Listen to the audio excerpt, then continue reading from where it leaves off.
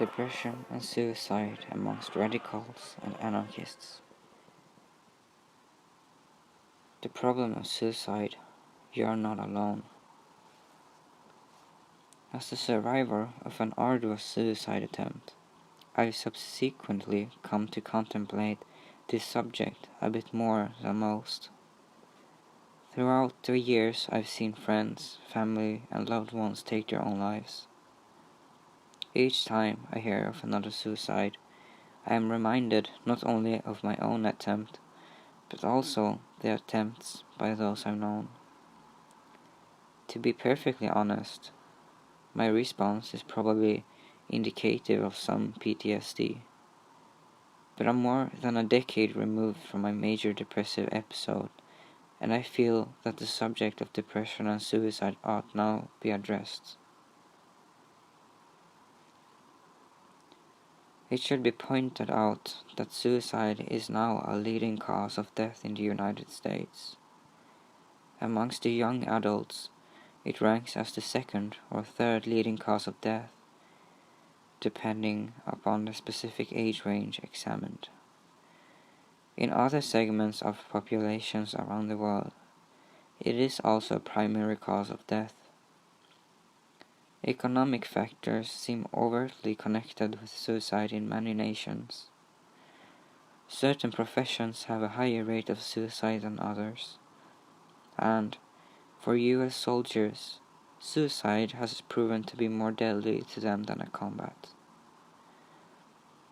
This problem of suicide could accurately be described as a public health crisis or an epidemic.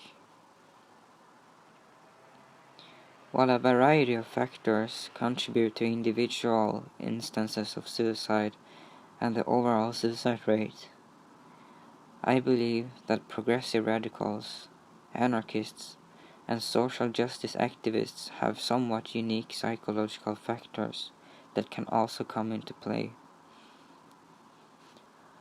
Although they are probably just as likely to suffer from problems like social isolation or drug dependency, I believe that those who are informed about the myriad of crises that humanity currently faces are given an extra punctuation in terms of reasons to be dismayed. So, in addition to any personal problems they may have, they are also aware that the world seems to be going to hell in a proverbial handbasket.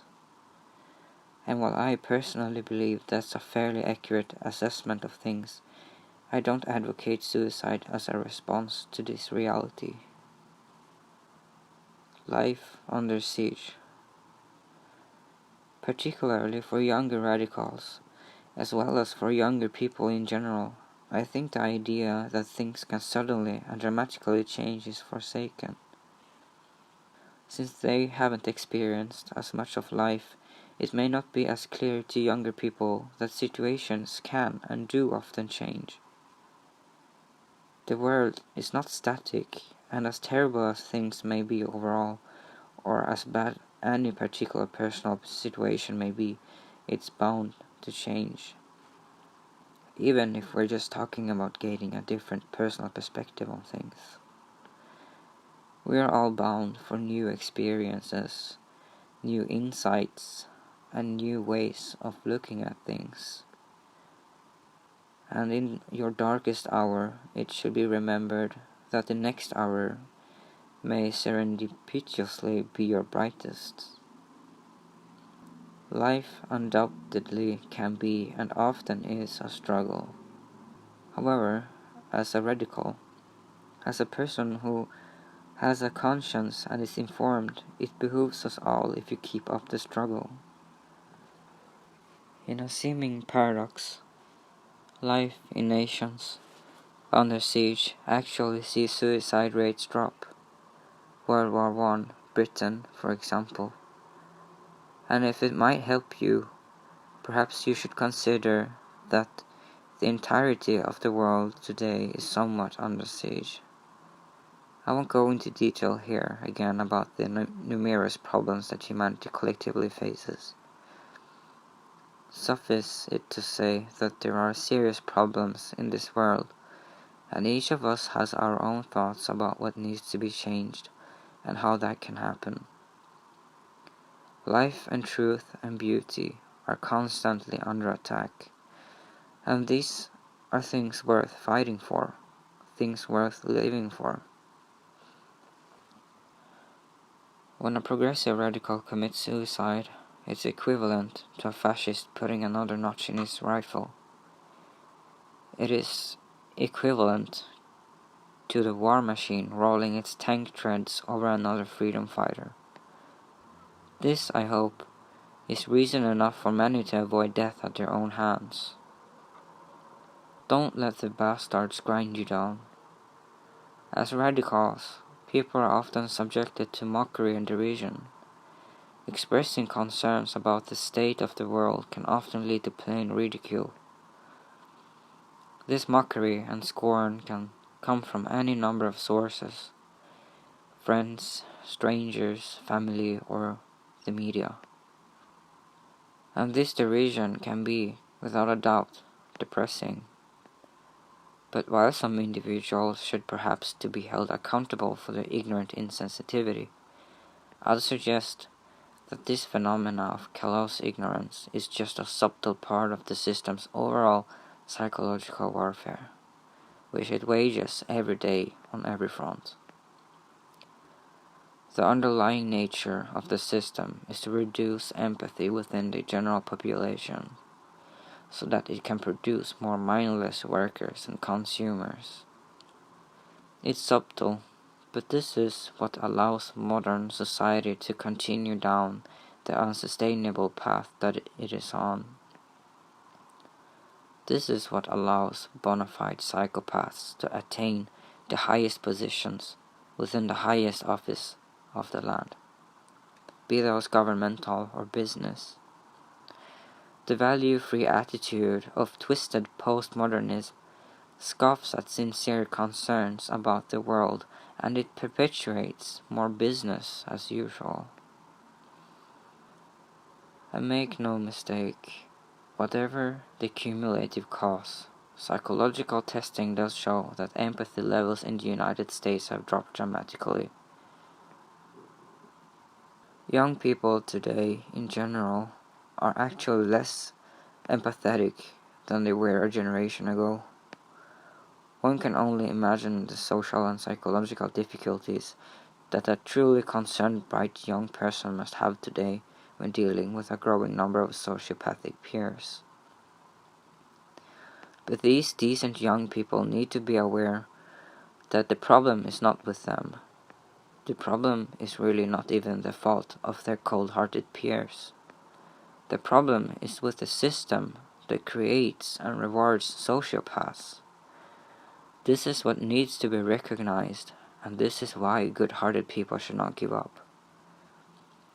Merely, the continued existence of thoughtful and intelligent people is a strike against the system, and that is why they should persist in an effort to undermine that system.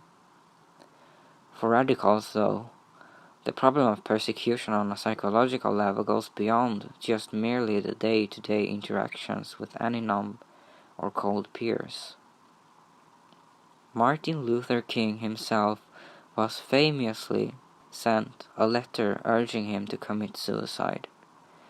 And although I don't specifically know how common this particular sort of tactic is, from personal experience I can tell you that such things will happen. When I was an outspoken young radical with an overt tell, I had leaflets left on my doorstep promoting suicide, quote-unquote, for the sake of the environment. And while I can say for certain that this played a direct role in my own suicide attempt after the fact, it's possible that I may have missed similar psychological attacks directed towards me. This also relates to government infiltration and surveillance. It is clear that infiltration of activist circles continues today, perhaps more commonly than ever. But what subtle psychological effects does this infiltration have upon people? Consider that you are likely to pick up on some level of insincerity amongst your peers. If you begin to tolerate insincerity or dismiss it, you may come to consider it a relative norm. Or on the other hand, you may avoid common social situations where you'll have to deal with insincere individuals. Either way, this is likely to have a negative effect on you. And consider that it's not just you who is being subjected to this, but also other sincere individuals will be subjected to the same situation and may respond by altering their normally good-natured manner of associating with people. In the 1960s, some radical organizations had some of their meetings populated primarily by undercover agents. Now 50 years later, I see little reason to doubt that this may still often be the case. In fact, the problem may be much more acute. Infiltration and surveillance works as a psychological attack upon progressive radicals. It's psychological warfare, psyops. I preceded this article with a quote from William Gibson, the dystopian science fiction writer, and I believe his quote has particular relevance to anarchists and other social justice advocates. If you fall into those categories, and if you are feeling depressed or having suicidal thoughts, consider that this may be exactly what was intended for you, by design. And so, then you should rethink your position. If this sort of thing makes you feel paranoid, well, that may be for the best if it keeps you alive. Besides, being paranoid in this world may often be the sanest frame of mind to have. But is it really paranoia if they want you dead? And do you really think that the government and corporate interests never want any activists dead, or that they don't work toward those very ends? You are empowered to live and control your own life. If your life has gone to shit and doesn't seem worth living, think again. You can actually be part of something bigger and better.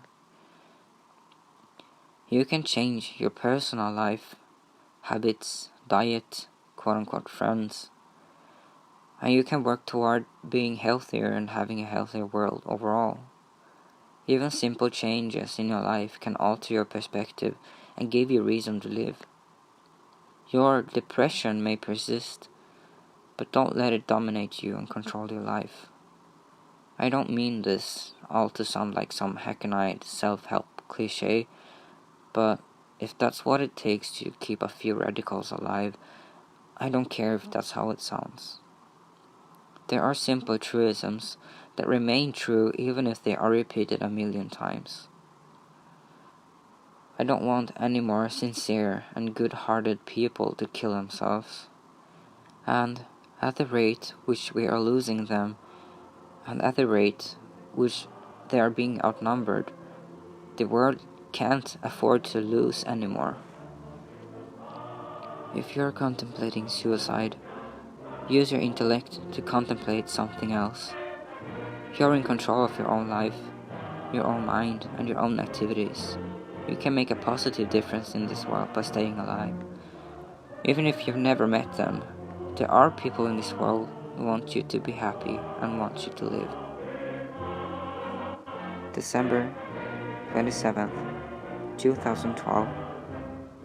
Nihilo N.Zero.blogspot.com